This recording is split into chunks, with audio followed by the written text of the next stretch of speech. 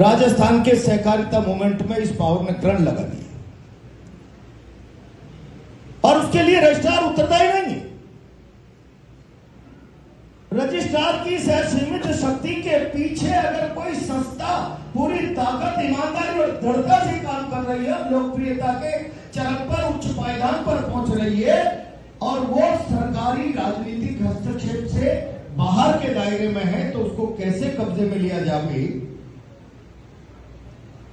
उसमें कैसे हस्तक्षेप किया जाए, सरकारों की इस मंशा को पूरा करने में वो धारा 38 योगदान देती है। और जब तक राजस्थान का सहकारिता आंदोलन गुजरात की तरह, महाराष्ट्र की तरह, अन्य प्रांतों की तरह सरकार के नियंत्रण और सरकार के हस्तक्षेप को बार बार प्रभावित करने वाले हस्तक्षेप से उन्मुक्त होकर स्वच्छंद रूप से काम नहीं करेगा, हम सहकारिता का आंदोलन तो चला रहे हैं, संस्थाएं भी चला रहे हैं, संस्थाओं को बेहतरीन तरीके से भी चला रहे हैं, लेकिन संस्थाओं को उस मौलिक स्वरूप तक पहुंचाना जहां यह आंदोलन व्यक्ति की आजीविका का इतना बड़ा, आर्थिक समृद्धि का इतना बड़ा रास्ता तैयार कर दे कि जब प्रदेश के सकल घरेलू उत्पाद और जीडीपी की गणना हो तो सहकारिता उसमें एक महत्वपूर्ण योगदान दे, महत्वपूर्ण योगदान। आज राजस्थान में आप जीडीपी में सहकारिता के योगदान की गणना करेंगे तो मैं नहीं समझता कि कोई 0/0 भी इस रूप में गिनती है। तो कहीं न कहीं आत्ममूल्यांकन का, आत्मचिंतन का विषय है कि राजस्थान में सहकारिता का आंदोलन उस चरम तक क्यों नहीं पहुंच पाया। और इसीलिए मध्य मंच पे 3 विधायक बैठे हैं। आजकल विभागों की चर्चा, मैं भी राजस्थान विधानसभा का 2 बार हिस्सा रहा, विभागों की चर्चाएं औपचारिक होने लग गई और डिमांड्स पर जब विभाग की चर्चा होती है तब पूरे राजस्थान के परिप्रेक्ष्य में राजस्थान भर के तमाम जनप्रतिनिधियों को अपना पक्ष, अपनी बात, अपना नजरिया हर एक विषय पर रखने का अवसर मिलता है। लेकिन दुर्भाग्य से अब ये सारी चीजें औपचारिक हो गई और औपचारिक नहीं हुई, सरकार की मंशा के दायरे में हो गई। और मुझे तकलीफ है कि इस बार सदन कैसे चल गया।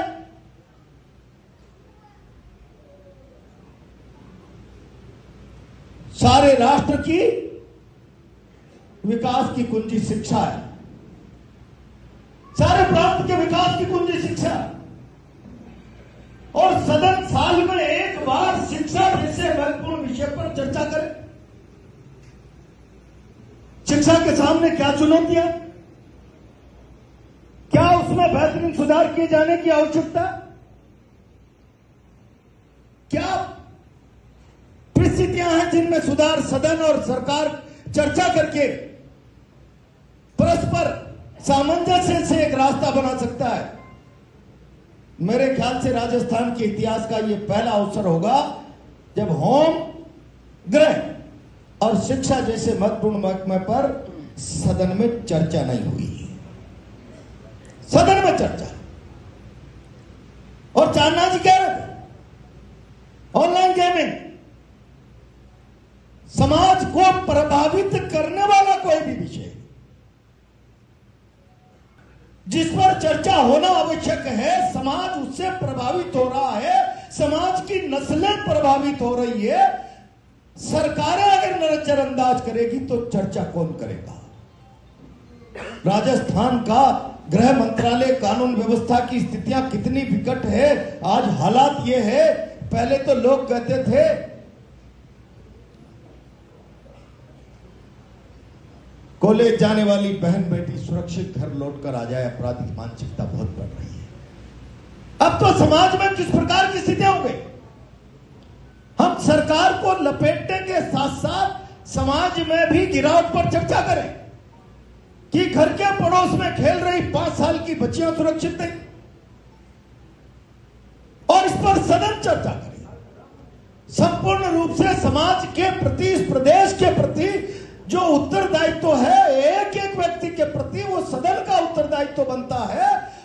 सदन में इस पर एक मौलिक चिंतन करके क्या कुछ सदन का निर्णय, सदन की चर्चा रास्ता बनाती है समाज के लिए। पहली बार दोनों पे नहीं हुई ना चांदना जी? क्यों चांदना साहब, दोनों विषय पे चर्चा नहीं हुई? होम पे और एजुकेशन पे। मेरे सामने प्रबुद्धजन बैठा हुआ है, प्रबुद्धजन बैठा हुआ है।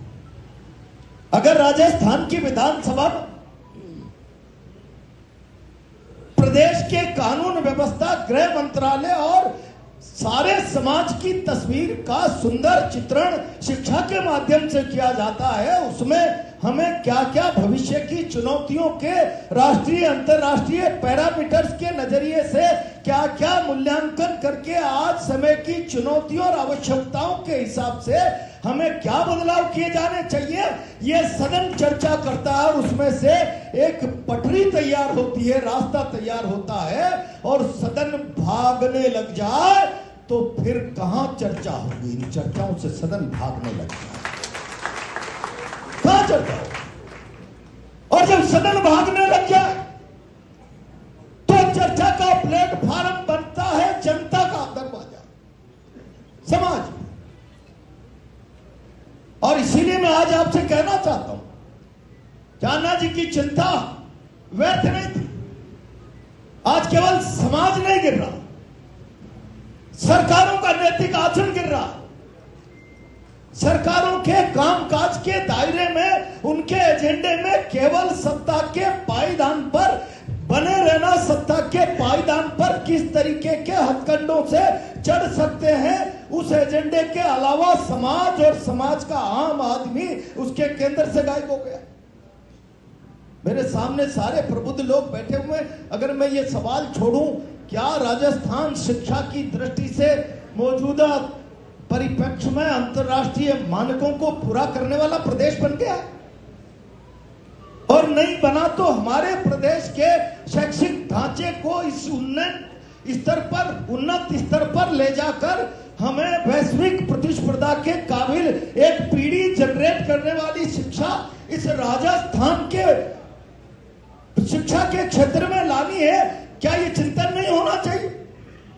और जब जब इस चिंतन से सरकारें भागेगी तो आपके पास तो सरकारों को भगाने का मौका 5 साल बाद आएगा, लेकिन सरकारों को डराने का मौका रोज जन चर्चा, और जन चर्चा से जन भीति बनती है। सरकारें लोकतंत्र में अगर किसी से डरती है तो जन चर्चा और जन भीति, जनता का भय। और इसीलिए इस प्रकार के प्लेटफॉर्म जब कहीं बुद्धिजीवी तबका समाज का बैठे तो ये आत्मचिंतन तो होना ही चाहिए। समाज किस दिशा में जा रहा है, सरकारों का नजरिया क्या है, सरकारें समाज के बारे में कितना सकारात्मक सोच रखती है, सरकारों का एक एक कदम। अब मैं बहुत जिम्मेदारी से आप लोगों से कहना चाहता हूं, आज ये विषय नहीं है, विषयांतर होकर सब लोगों ने बात की और ये महत्वपूर्ण बातें हैं, इसलिए मैं भी इस पक्ष को आपके सामने रखना चाहता हूं।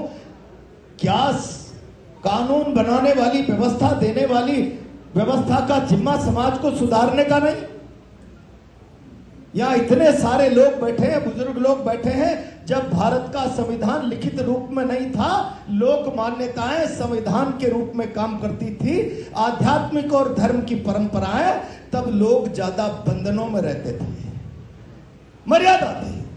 गलत काम कर रहा है, धर्म हार रहा है, अनीति कर रहा है, धर्म हार रहा है। यानी वो बंधन जो समाज की मजबूत व्यवस्था ने समाज में कायम किए थे, वो इतने सुदृढ़ थे, इतने पक्के थे। अरे कोई छोटे मोटे की मर्यादा तोड़ेगा, धर्म हार हो रहा है, यानी कानून तोड़ रहा है। वो जो समाज के मर्यादाओं के कानून हजारों सालों से, आदि अनादि काल से, अनंत काल से, वो मर्यादाओं के आचरण के, लोक मान्यताओं के कानून ने भारतीय समाज को इतना सुदृढ़ बना के रखा, इतना सुदृढ़ बना के रखा। हमारा कॉन्स्टिट्यूशन तो 1950 में आया, न जाने कब से लेकिन कॉन्स्टिट्यूशन भी आज कानून की किताब नहीं है, वो गीता है, वो रामायण है, वो कुरान है, वो बाइबल है, वो गुरु ग्रंथ साहब है। उसके हिसाब से काम करने वाली सरकारें, उनका आचरण गीता का अनुसरण जैसा लगता है क्या? उनका आचरण पवित्र रामायण के प्रति समर्पण जैसा लगता है क्या? उनका आचरण कुरान की आयतों के जैसा लगता है क्या? उनका आचरण गुरु ग्रंथ साहिब की वाणी के जैसा लगता है क्या? यह मूल्यांकन का भी समाज में लगातार चिंतन होता रहना चाहिए। केवल हम सहकारिता से समृद्धि का मार्ग नहीं, सहकारिता के भाव में सारे समाज को जोड़कर संपूर्ण रूप से किस तरीके से हम समाज के सामने एक ठीक व्यवस्था दे सकते हैं। खाली आप बैंक के अंशधारी हैं, शाम सभा में आ गए हैं, एक व्यापक चर्चा हो गई है, उस चर्चा में भागीदारी बनकर हमने एक औपचारिक एजेंडे का समापन कर दिया है और अगली बैठक उसका अनुमोदन कर देगी, इतना मात्र से काम नहीं चलेगा। समाज किस दिशा में जा रहा है, क्या ये हमारी जिम्मेदारी नहीं? समाज जिन फैसलों से प्रभावित होगा, विरति चरम संतोष कर पाते। भगवान राम जी ने वैराग्य का जीवन, जिसके जीवन में समृद्ध शक्तिशाली होने के बाद संपूर्ण त्याग की भावना, सब सिंहासन छोड़ देना और जीवन में संतोष जैसी धारदार ये कहना, उस जीवन को आज तक समाज जीता है क्या? व्यवस्था में वो आज भी समाज का कोड ऑफ कंडक्ट आदि अनादि काल सृष्टि संसार जब तक रहेगा, ये सारी चीजें जीवंत रहेगी समाज में आइडल बनकर। क्या आज की सरकारें, आज जो कानून की किताब गीता है, संविधान, आज जो कानून की किताब रामायण का स्वरूप है संविधान, क्या सरकारें उसका संपूर्ण रूप से समाज हित में सदुपयोग कर रही? क्या सरकारों का संविधान सम्मत आचरण है? मुझे कई बार पीड़ा होती है, कई बार। देश में कुछ प्रांतों में आम चुनाव चल रहे हैं, मुझे आज इस अवसर पर कहने की आवश्यकता नहीं है, लेकिन मैं आज कहना चाहता हूं, क्या भारत के चुनाव में भारत का नौजवान चुनावी एजेंडा बचा? क्या भारत के राज्यों के होने वाले चुनाव में, जहां हिंदुस्तान में अपनी आवाज, अपने हक अधिकार के लिए सड़क पर साल भर व्यक्ति बैठा रहे, 1800 लोगों की शहादत हो जाए, क्या वो एजेंडा बचा? क्या भारत में बढ़ती हुई बेरोजगारी और मजदूरी में उसका बेसिक न्यूनतम मजदूरी कोई एजेंडा बचा? भारत के चुनाव में से आम आवाम गायब होता चला जा रहा है। भारत का चुनावी एजेंडा व्यक्ति की महिमा मंडन और सांप्रदायिक हो गया है। मैं आज आपसे कहना चाहता हूं, क्या भारत के प्रधानमंत्री इन सारे चुनाव में केवल पाकिस्तान की चर्चा करें?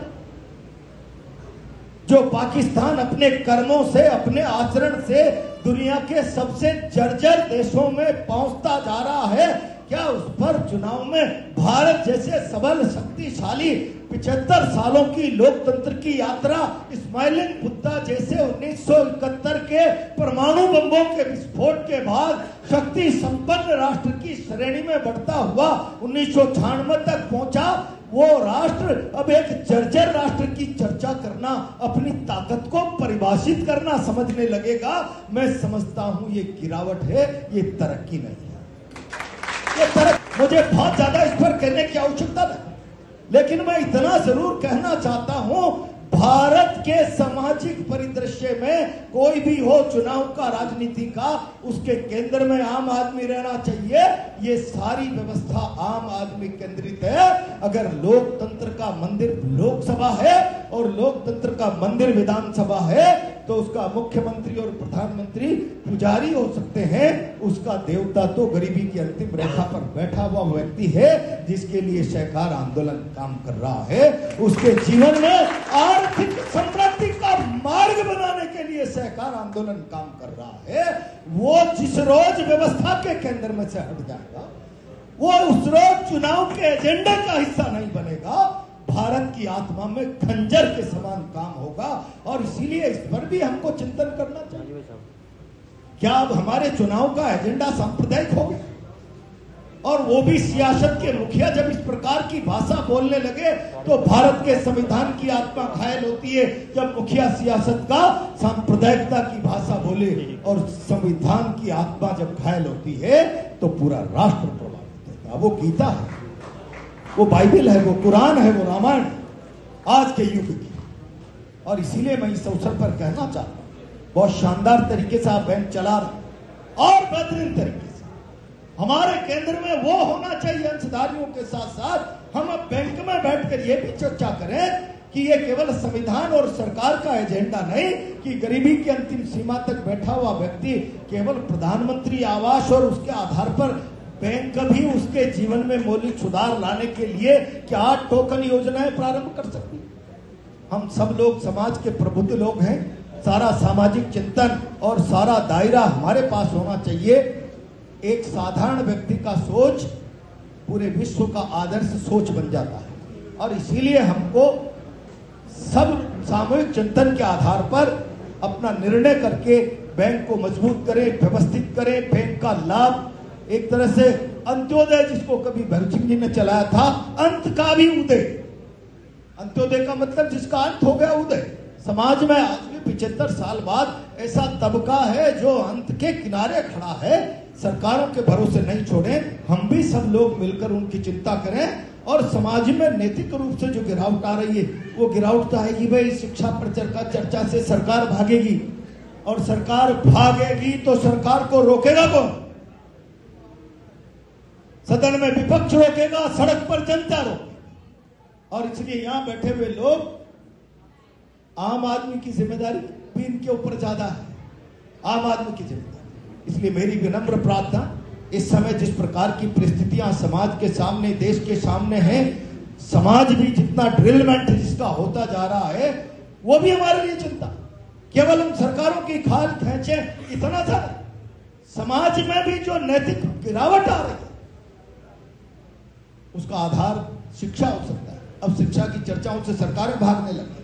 सरकारें भागने लग गई तो समाज में समरसता, समाज में उत्थान, वैचारिक उन्नयन, इस पर भी हम सब लोग किस तरीके से परस्पर योगदान दे सकते हैं। हमारी सनातन परंपराएं कितनी सुदृढ़ है कि समाज को हजारों सालों तक कानून की तरह मर्यादाओं में बांधकर चली है, वो क्यों खोते चले जा रहे हैं?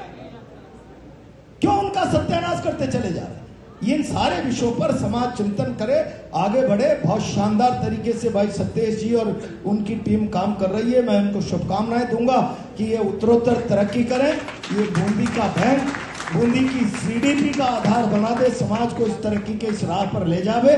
मेरी ढेर सारी शुभकामनाएं। आज के इस अवसर पर मुझे याद किया।